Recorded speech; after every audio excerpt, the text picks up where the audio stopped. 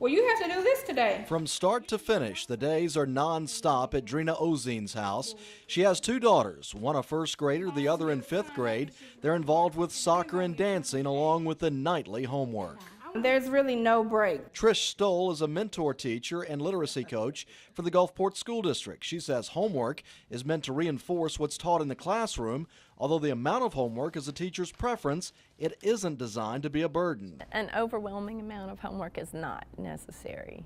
But as Drina Ozine is finding out, the way teachers are teaching is changing drastically. They have to not just study one thing, study everything about that subject, so no matter what question is thrown at you, you have the answer to it. The new approach to teaching stems from a set of national standards now called College and Career Readiness Standards in Mississippi. No matter what it's called, it's all about problem solving. Instead of asking the question, what do you want to be when you grow up? I like to ask, what kind of problems do you want to solve when you grow up?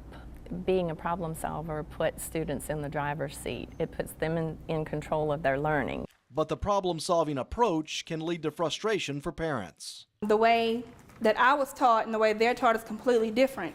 So if it's something they have to ask me for help on, when I start showing them the way that I do it, they're like, no, that's not right. So they don't want me to help them. While Ozine might feel overwhelmed, fourth grade teacher at 28th Street Elementary in Gulfport, Angela August, says she's always looking for practical ways to teach, and if she can relate to the student, then they have a better chance of learning. What can you tell me about acute anguish?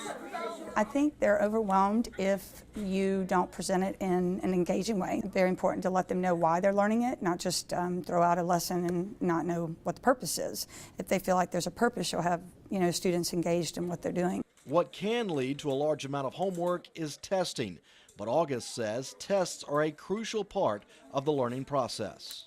Then you have to find out what they don't own, and so then you give them an assessment, and like I tell my students, this is to help me to help you.